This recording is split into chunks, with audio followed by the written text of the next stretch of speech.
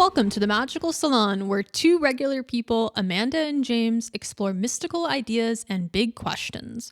From books to pop culture, if it's a doorway to something deeper, we're probably into it.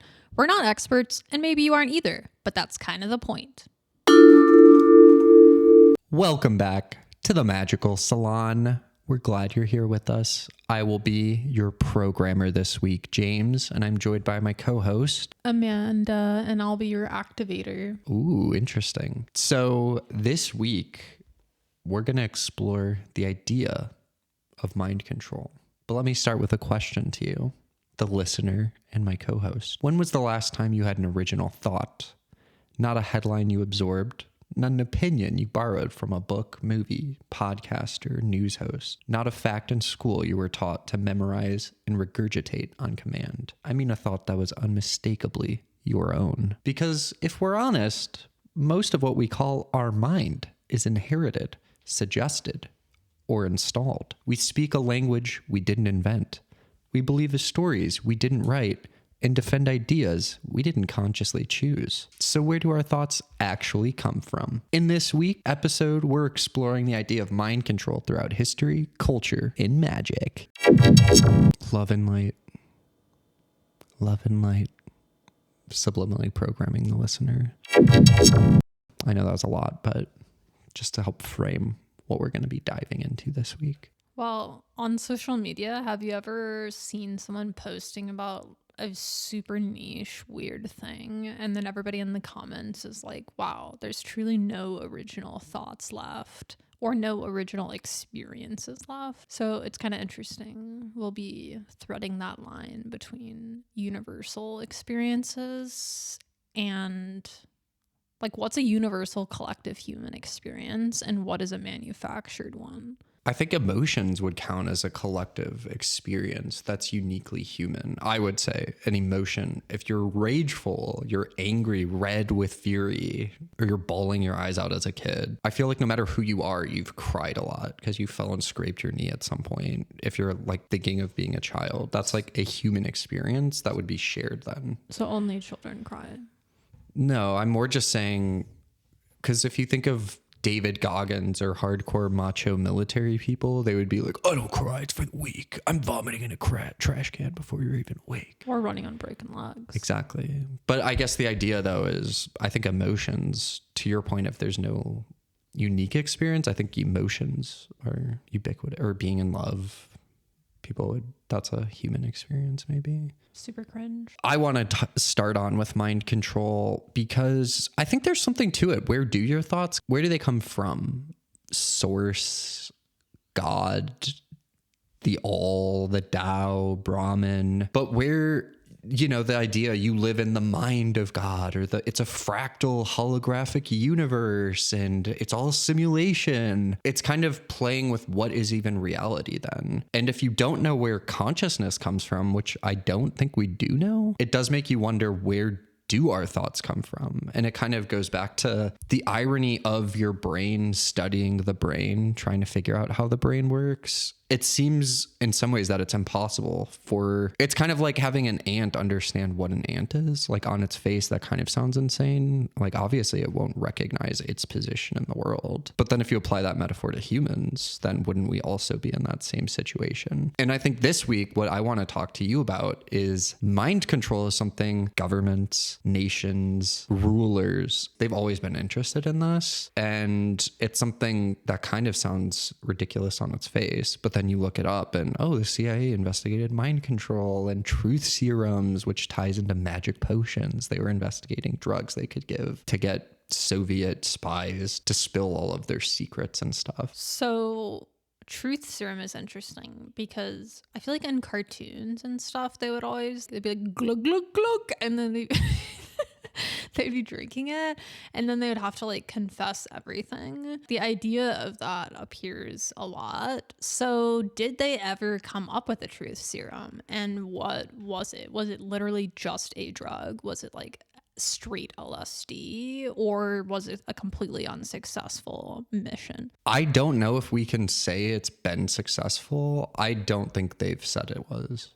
So you're saying that they might be currently using them, thus they have not outwardly dispelled it. It's like the UFO thing. You could probably argue that. I think really it is science fiction at this point. You can't just give somebody a drink and then they tell you every single... It's kind of magical thinking, which is why it's funny that the government was investing a bunch of money in science and research into this, because it sounds insane. And I mean, the movie The Men Who Stare at Goats is about these CIA programs where, oh, we're going to train a special group of men to astral project or remote view, and we're going to invest in psychics to help us predict when events might happen or battles. All of this stuff that you'd get laughed out of a courtroom for using as evidence, the government is like looking into as a viable option for control. And companies do it too. Propaganda, I would argue, is a form of mind control. It's trying to get you to do something. Yeah, well, and that's interesting. The difference between propaganda and corporate, I don't even know what you would call them, corporate PR campaigns. Propaganda, from my perspective, is more so something that the government's putting out, but I do think that corporations are putting out a similar thing,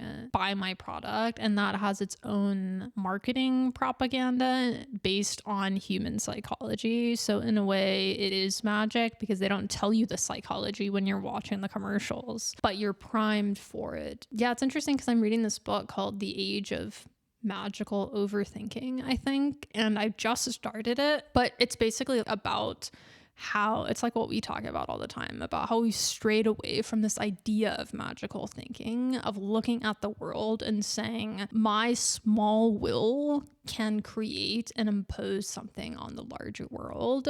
In other words, I have agency, which is what she talks about in the book so far, but I just think it's interesting because other people are talking about this, but the government is doing this as well. So whether you're thinking about it from a personal magical perspective or from a government and systems-based perspective, people are thinking about it and doing it. And I think that's the really big takeaway from all of this. Whether you believe in it, whether you think it's garbage or bunk, megacorps, nations, they're all toying with forms of programming, mind control, hypnosis, whatever you want to call it. They're experimenting and leveraging their knowledge to manipulate our emotions, to get us to buy a new car, to upgrade that watch that we don't even use that watch, but I would like the Apple Ultra Pro Runner Marathoner watch with stainless steel, special limited edition titanium, and all of these different things they make to get you to buy or do something. And I think, just since we're on the subject of propaganda, a book that I've read also, and they've gotten a shout out before, Jacques Ellul,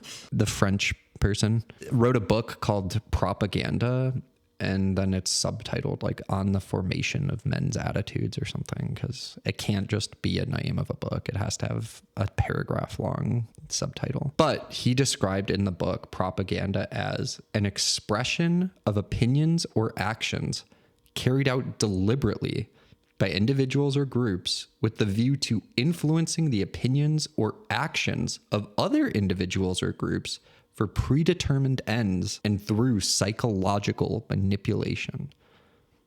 That's the definition of propaganda. Psychological manipulation. That does not sound good, but that's what all of these companies are doing at all times on us. Even to your point of the military, join the Marines, the few, the proud, be all you can be. All of these slogans that they use to get you to sign up, and they're showing them flying bombers and jumping out of airplanes and parachuting and doing all these cool things with all this tech. They're trying to present an image of awe and wonder in you. Well, and the military is particularly egregious in terms of their whole strategy, because it's literally been proven that the military will go into like super vulnerable communities and be like, join the military, we can pay for your school, your college, we'll get you out of whatever current circumstances you're in and you will have a whole new life. But you know, there's a huge cost to it. It's just inherently exploitative going in like that. But what I was gonna say is they're really bad bad with the advertisements and these like false promises, what I would consider to be like their gamification of these advertisements to make it look like being in the military is like playing Call of Duty. Or even on TikTok, I'll see it. Like there's like people flying in Blackhawks and they're like doing dance moves like out of the side. And I'm just like, is this not just propaganda to make you be like, wow, being in the military is really cool? I think it is. Yeah, that's the point. Everything in the modern world is propaganda to a large extent. And that kind of gets me to my thinking then of, to kind of loop back to magic. Propaganda is not new, and it's important because, again, through psychological manipulation, and conspiracy theorist term is psyop, but that's an actual thing. So the CIA and government, it's called psychological operation, but they shorten it to just psyop. But the idea of it is, again, propaganda. So you have a predetermined end. Maybe I'm trying to invade a country. It's going to be easier for me to invade that country if none of the citizens have faith in their own government, or if they don't believe they have a chance at winning. So you use psychological operations to program and suppress dissent, to lower morale and ego of the country. Whatever group that you're opposing, you try to lower their morale. You're sabotaging them effectively to sow divisiveness, break up unity. And like, this is a known thing that all countries do. It would be interesting to know how, I guess, the balance, because from my perspective, and obviously we're living in the US, so it makes sense that we would know more about the US's psyops. But it seems like the US is particularly egregious about doing this. And I'm wondering if, like, I'm not saying other countries aren't doing this, but are they doing it to such a scale for so long, I guess, is kind of what I'm thinking. Because I am also kind of wondering, why is it that psyops are allowed, but there are so-called crimes against humanity and war crimes that you're not allowed to do, and yet you can manipulate people's minds and psyches and destroy their democracies all undercover, and yet that's not considered a crime against humanity? That doesn't really make sense to me. And then you have other things that come up out of this. The Paris Review was a psyop created by the CIA as a propaganda agent, and now it's still one of the most prestigious literary magazines, even though that's its history. To your question of why is it allowed, I think that is why it's a great topic for the magical salon. It's invisible. It doesn't count as real because it deals with your mind. Therefore, it's magical, mystical, not real. Oh, are you depressed? No, it's just a mental thing. Just change your mindset. That's your personal failing. It's ignoring that things impact you mentally. Things can overwhelm you mentally, crowd you out mentally. And it's taking advantage of the fact that we don't view it as a real form of assault or warfare, basically. Because to your point, think of the phrase, sticks and stones may break my bones, but words will never hurt me. That is very much the mentality. You can say whatever heinous, horrible things you want, demoralize people, do all of these things mentally that are assaulting people. That's fine because it's just words. So it's your fault if it offends you. If I throw a rock at you, though, now you can get mad at me. But everything I can say at you, you can't hold against me is the idea, basically. That's at least where societally we are in the world. Is why I think it's allowed, truthfully. I think it also goes back to that. Like, there are many different kinds of violence. And yeah, to your point, not all of them are treated the same. And the state doesn't want you to look too closely. Love and light. Love and light. Subliminally programming the listener. To loop back then to magic again, you could argue that magic and mind control have always been interlinked, because magic, in my mind, is using means available to get a desired result. Is that not mind control? Influencing others. Think of in literature, popular business books that people laud and proclaim to love and that you should read if you want to be famous. How to win friends and influence people.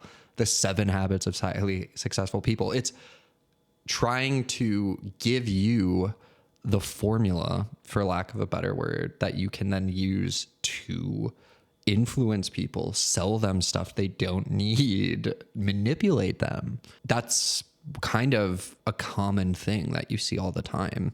You could almost argue paranormal experiences is a dimension of the human experience that has been talked about for a very long time. People have always seen ghosts. They've communicated with spirits, the dead, ancestors, whatever you want to refer to it as. The elements were personified and gods and goddesses. But in the modern academic world, and specifically psychology, which is the study of the mind, right? That is not really accepted. So you have a paranormal dimension in religions, folklore, mythology, heck, literature, books even have it. But it's something that we don't really acknowledge in the modern world. But one thing I did want to touch on, specifically magic related, and this could probably be its own episode, is hypnotism. I was looking this up because in my head, hypnotism's kind of disreputable, not legitimate. It always looks scammy, in my opinion. That might be bad to say, but it's been around for a really long time, over 3,000 years. So Egyptian priests and stuff would use a form of hypnotism for healing others, which I just thought was kind of crazy. In addition to that, Persian magi, and Chinese mystics also used forms of hypnotism to alleviate suffering of people. Then in the 18th century, Dr. Mesmer, which this is where we get the phrase mesmerized from, is from this guy. He kind of helped popularize the idea of hypnotism. Then this next guy, Dr. Braid, came through and he coined the phrase hypnotism, which is from the Greek word, which means the god of sleep. So it's kind of putting somebody to sleep to bypass their filters, for lack of a better word. Then obviously nobody really cared about hypnotism, and it was just a magical circus act basically. But then in World War II, hypnotism had a resurgence because that's when like the CIA was investigating it. They were looking at ways to help soldiers deal with PTSD, so they thought maybe hypnotism could help with that as well. So it kind of came back into the milieu, if you will. And then the American Medical Association has considered hypnotism as a healing art. So it's legitimate. People that are way smarter than me and in the medical field consider hypnotism legitimate, for all that to say. And I just think hypnotism, is that not what you think of when you think of magical spells, like a witch casting a spell and now you're their zombie, or you're under the spell, you're hypnotized, you don't know what you're doing, go and do this deed for me, I've commanded you, and then the person does it. That's definitely how hypnotism is portrayed. I think there's a very direct link between magic and hypnotism is basically what I'm trying to say. I mean, I don't know really, like, so the kind of hypnosis that medical people believe in, I'm not sure if that's what people are envisioning when they think of hypnosis. When people think of hypnosis, I think they see the black and white circling and the person slowly falling asleep, or like a necklace dangled in front of someone's face and it's slowly putting them into trance.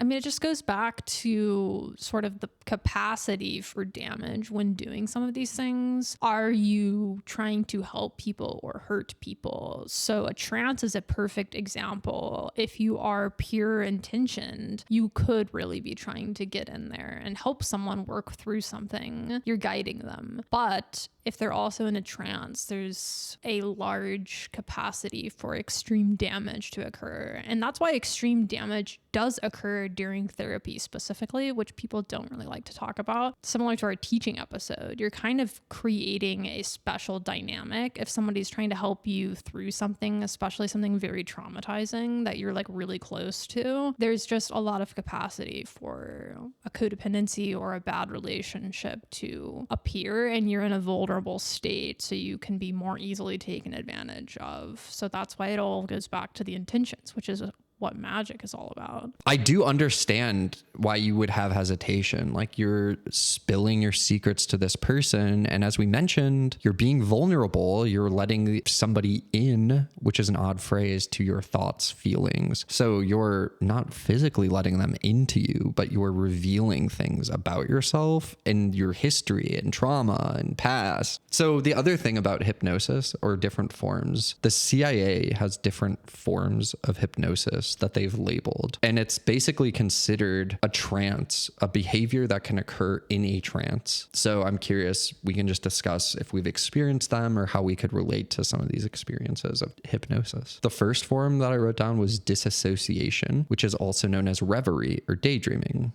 I mean, who hasn't daydreamed at one point or another in their life? They consider that a altered state of consciousness. You're not in waking present awareness if you're daydreaming, for instance. I don't think that disassociating can be conflated with daydreaming. Those are two different mental states in my mind. Is daydreaming not disassociating though? You're like, if you think of in a school example, the teacher's drawing on the whiteboard, I'm zoned out and I'm playing back a movie or video game in my head. What else would that be if not disassociating? I'm thinking about something completely different that's not presently happening.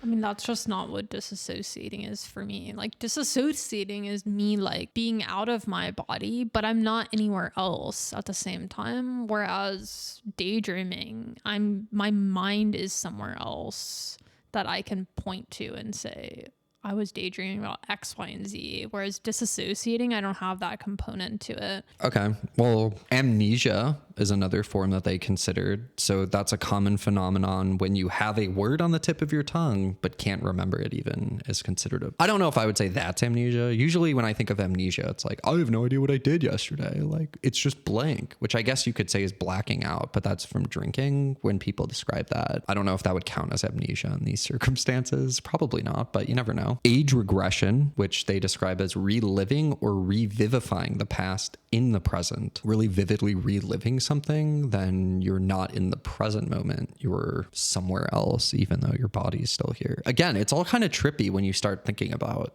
these altered states, essentially. Then we can hurry through the next two. Negative hallucinations, which are the ability to delete sensory information. Specifically, I think of those float tanks or whatever they're called, where you just float in this salt water and you don't feel your body, I guess. There's also the opposite of that would be positive hallucination, which is kind of like the guided meditation that we did. So where you can experience stimuli that are not present. Or if it's like, okay, imagine you're in a field and you smell vanilla and your mom's baking fresh cookies and you're re-experiencing the smells, the aromas. That's kind of a form. And then lastly, and I think this one's pretty interesting, is the idea of time distortion, which is when you're absorbed in an experience so much so that it makes the passage of time feel different. So if you're at a concert, your experience of time will be a lot different than if I'm taking the SAT.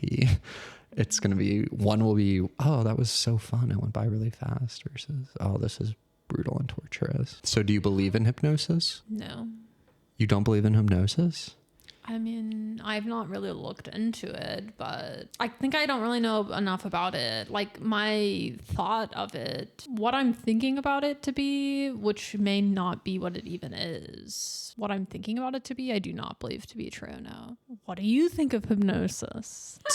It's a great question. I'm not sure. I'm kind of interested in it, though. I think it would be interesting to go, because didn't my sister ask you to go and do some hypnosis thing where you get like past live regression and stuff? See, like, it sounds kind of sketchy, and she wanted somebody to go with, because it's like, if I'm actually hypnotized, I have no idea what this person's going to be doing to me. That's weird. Well, and it was like 8 hours. Yeah, which again, like, what are you doing to me for 8 hours? Interestingly, one of these books I was reading about hypnosis, it was talking about the idea of hypnosis and how it works. It's essentially overriding your thinking rational mind and speaking directly to your subconscious mind. That's allegedly how it works. So you're bypassing your filter, and that's how they can get you to do things. Like, they say things that are absurd on their face, but it's able to, I guess, subliminally, subconsciously connect to kind of Jungian terms. There's things within you that you might not acknowledge, but they're still there. I think my problem with hypnosis is that theoretically, I think that it could work. However, I don't see it really working in a medical capacity.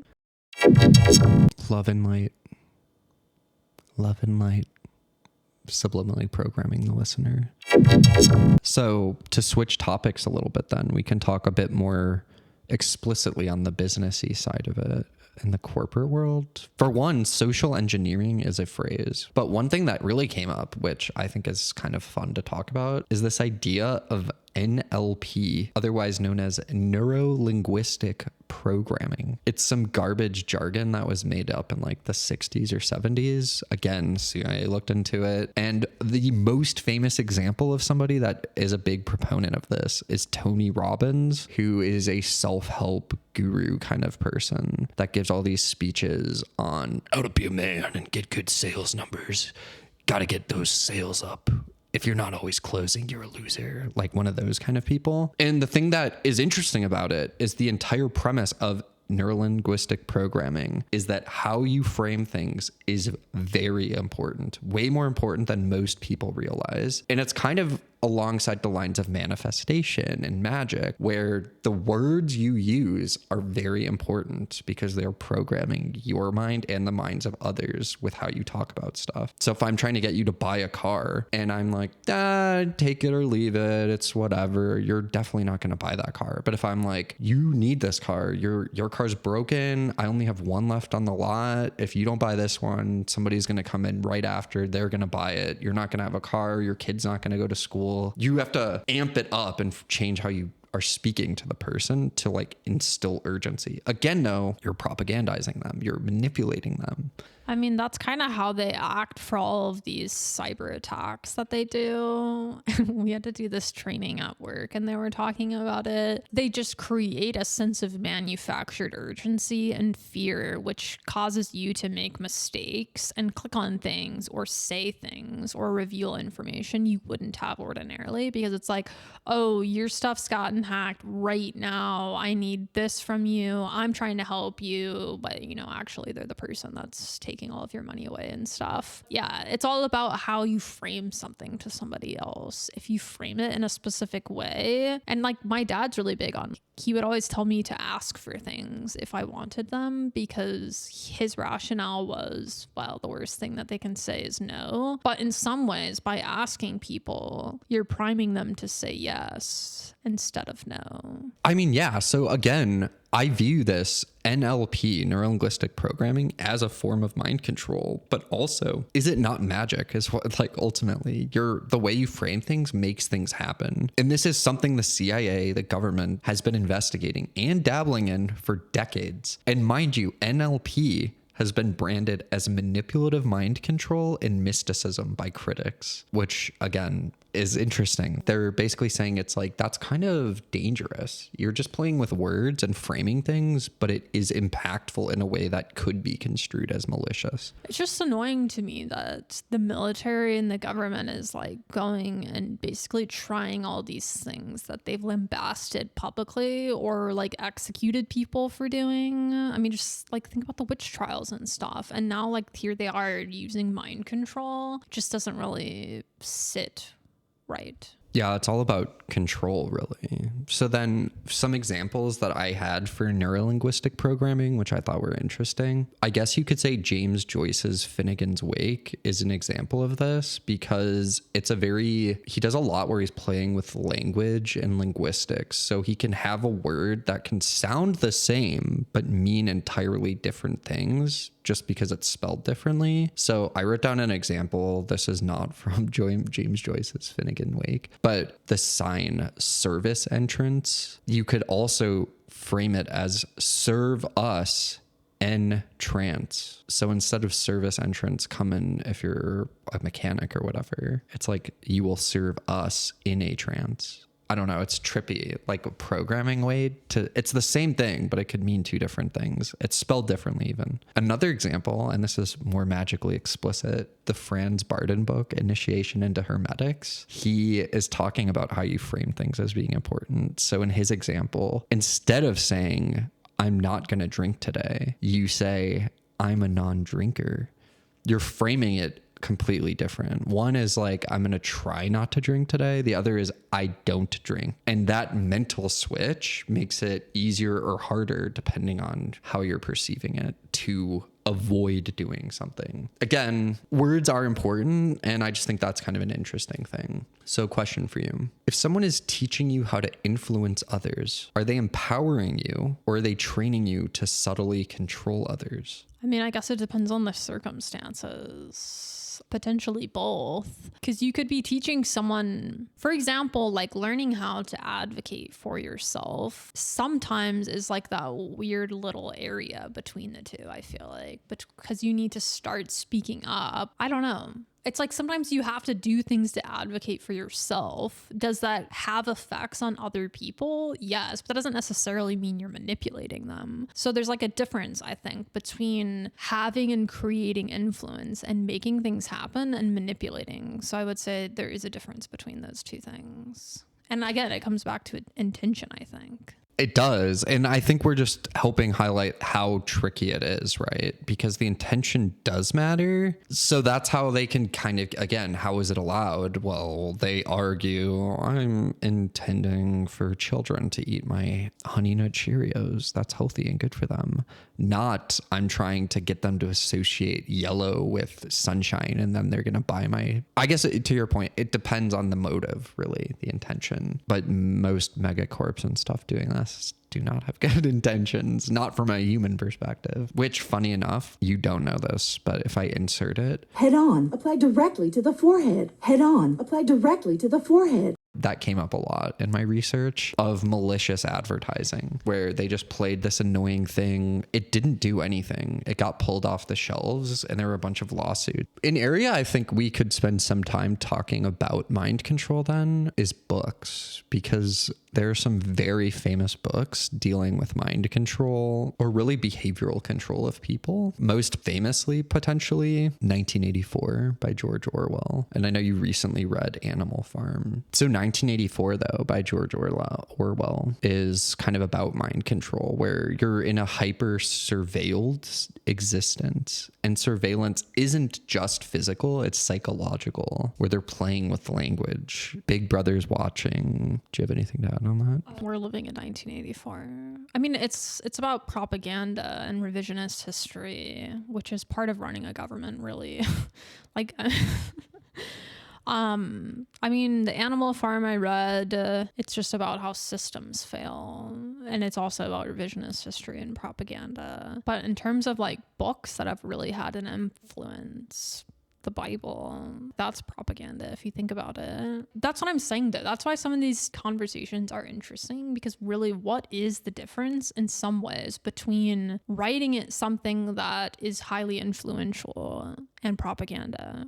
It is like there's nuance there. But if you use the Bible, like the way it's been used and levied by others, it has become an agent of propaganda in many ways. That's interesting. Okay, so then a different book by Aldous Huxley is Brave New World, which I think you might not have read, but I did read. And that the premise of that is that control is orchestrated through comfort, drugs, entertainment, distractions, essentially, is how the government controls in that world. So half the country's drugged out, and it's, you could argue, reminiscent of the modern world. A lot of people are on drugs, or they're doing Ozempic, or that's not a great example, but people are on drugs, they're doing Ozempic. That's hilarious. It's more, though, the idea of being pacified with technology, which definitely everybody's got their phones now. They're always glued to it. So it's like, are you going to go protest and overthrow your government if you're just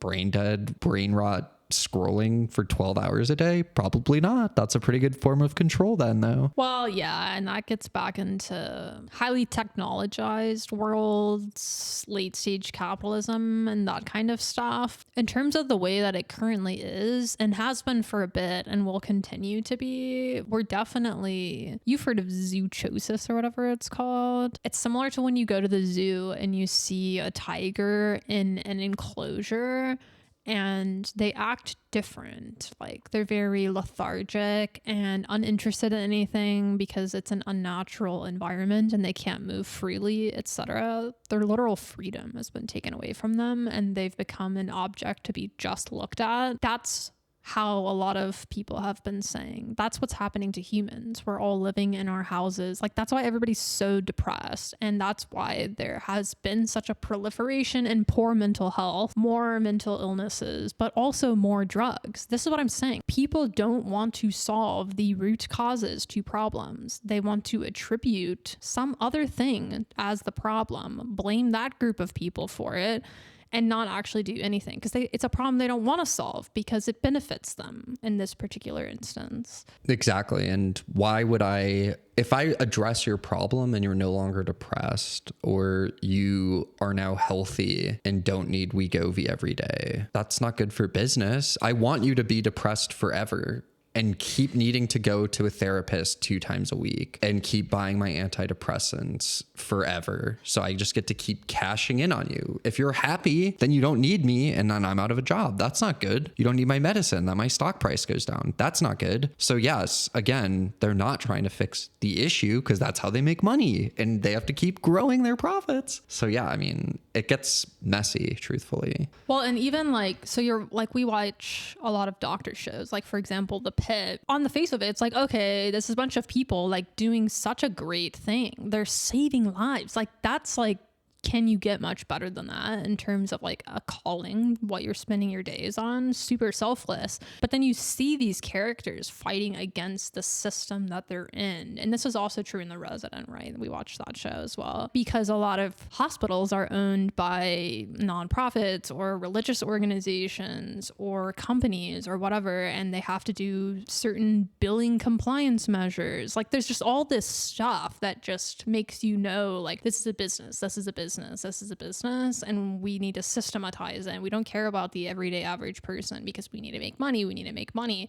So like, if you look at anything too closely, you'll see those elements to it. Yeah. I mean, the control, again, it's about controlling people. And the way you do it is you set up all these systems to control them. Then you start behaving. You live in a system based on all these external arbitrary rules. So then the people start acting like these external arbitrary rules. They're becoming computerized like the systems. Even the idea of the brain being associated with a computer, that's a new phenomenon. People never throughout history compared the brain and the human body to computers. But now they're always like, your brain's a computer, it needs to reboot, go to bed. But it's like, that's a terrible analogy. I'm not a computer. Stop pretending like my body is a computer. But again, how they frame things is controlling how you view the world. And if it's a computer, oh, I have a bad computer disk, let's just swap it out. Well, guess what? It's my brain. I can't just swap out my memory and get more RAM. It's not a computer. I can't do that. But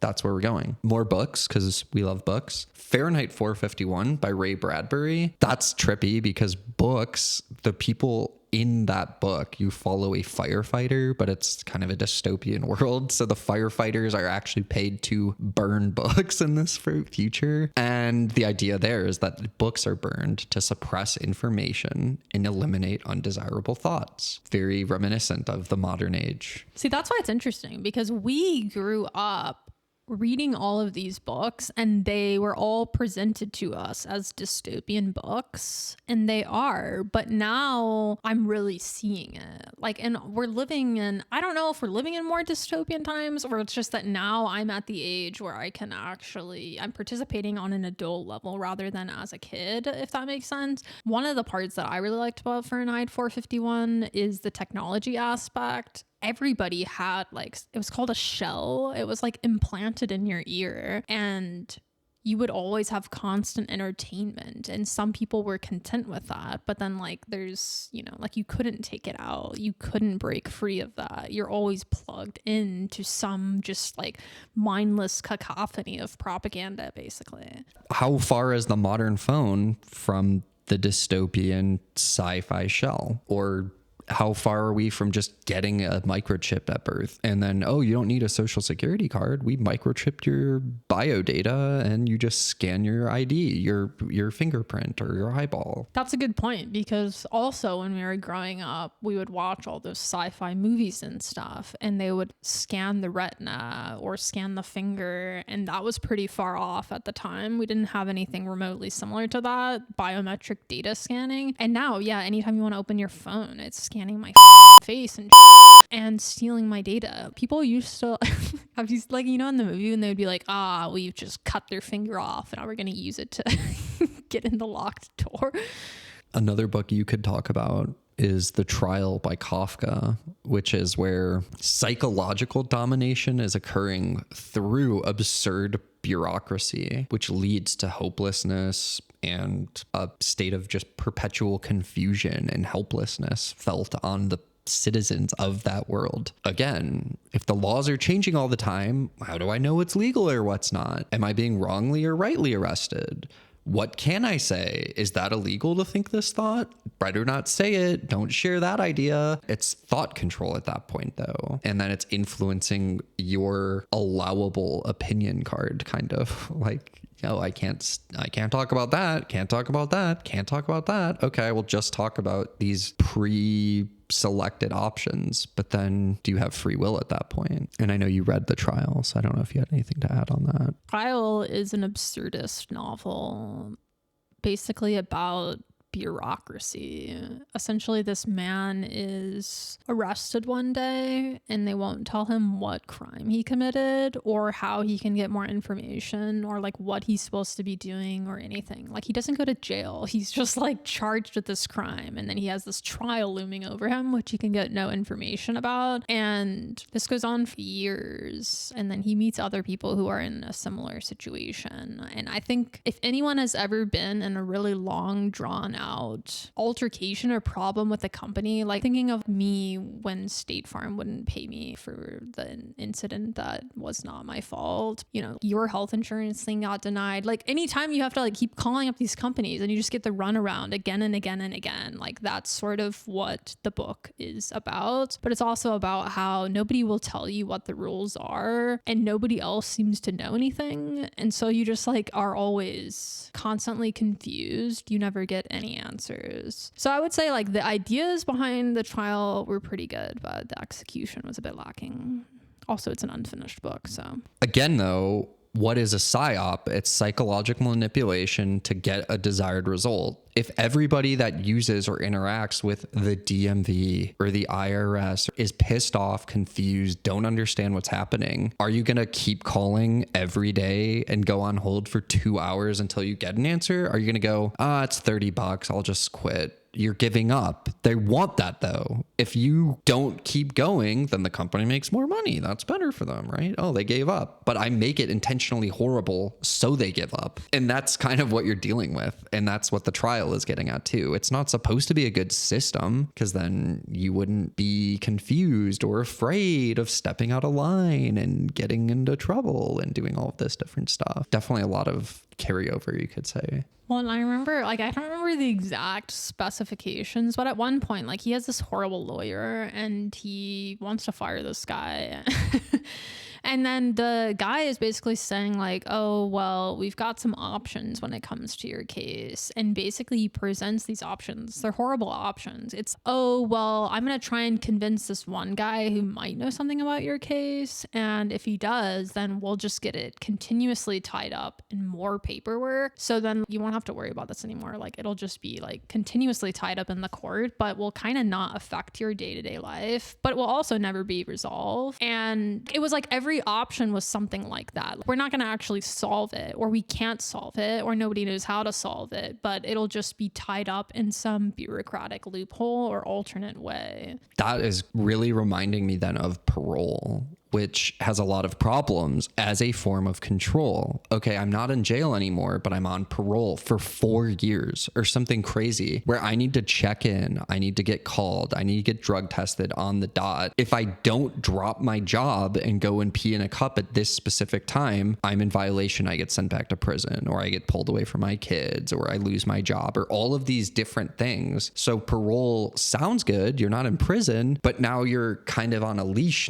And again, it's another form of external control. You have limited freedom. You can't do certain things. You can't leave the state. You can't do this. So you're still controlled, even though it's pitched as like, oh, it's not so bad. But well, actually, So parole means that you went to prison and now you're out of prison and you're on probation, basically. But there's also probation, which means you didn't serve time, but you're on probation. So basically there's like two sets of people on these state sanctioned controls, and they'll have electronic foot monitor, ankle monitors, like sometimes. And like a lot has been written about in regards to this. In terms of mind control for the criminal justice system, we're talking about solitary confinement, extremely psychologically damaging, and they've kept people in there 40 years. It's just crazy. You're not solving any problems. You're literally just controlling people. And it's extremely, extremely clear if you read some of these books, like the new Jim Crow, Becoming Abolitionists. It's very, very scary.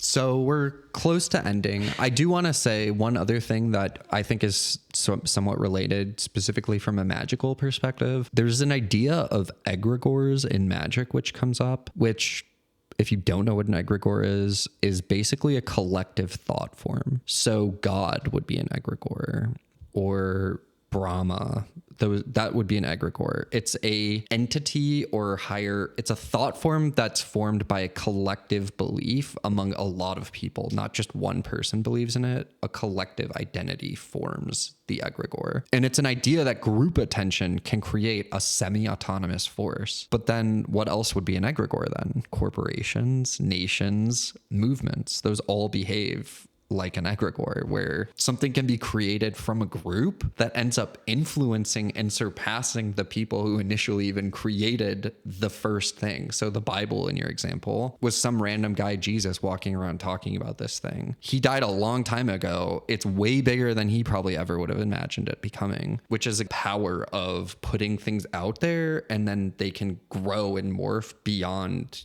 the creator's wildest imaginations. But it kind of reminds me, would brands then not be sigils? If you think of McDonald's golden arches, if you see it, it's subconsciously doing something to you because they've invested so much money and programming in the logo. And think of all those logo quizzes. Like, can you guess these 60 quizzes? And then you're really good at it. Like, I don't know any real birds, but I know 800 fake corporate logos and slogans. Is that not mind control then? I have real estate in my mind, whether I want to or not, where I know all these corporate slogans and logos. Yeah, that is interesting, honestly. So money would also be an egregore, right? Because it's just a sociological phenomenon, in other words, that so many people believe in. It's real on some level. I guess so, yeah. Love and light. Love and light. Subliminally programming the listener. So before we leave, weekly wisdom. We have a couple, but I think this is from the Bible. I didn't write down which chapter, whatever. As a man thinks in his heart, so he is. Again, the importance of mind control. Like, if I control what you think, that's what you are. So it's very important. Control your thoughts, protect them. Do you have anything else to add? I think it just goes back to not taking everything you see at face value. We got to bring back critical thinking, essentially, which has and will continue to become even more difficult with the continued advancement of AI and the confusion when things really do look like they are real. But I guess, you still, psychologically, that's going to be really damaging. Still, you just have to continue. Yeah, that's like you have to fight back psychologically, I guess, is kind of also what we're saying. Like, you can't, there's a psychological component, and that's also why just the principle and concept of hope is so important. You have to, I think we could do an episode on this, invoke hope. Hope is something you give yourself, and you have to keep it alive, but it's important not only to good mental health, but to continued survival, like to all those kinds of things. It's very important. Instead of just being like, wow, everything is super depressing and despairing. It always has been and always will be. You have to give yourself hope and a reason to keep going. I like that. And yeah, what did we talk about? The companies and stuff, they're not going to give you hope because they can't make money selling that. So yeah, again, in the world where all these different things are vying for your attention and influence and control, you have to be consciously aware of that and defensive almost, preemptively. Well, and ultimately attend to yourself as well. I like that. Yeah. And don't forget, come back next week. Yeah, come back next week. Rate 5 stars. Like, subscribe, recommend.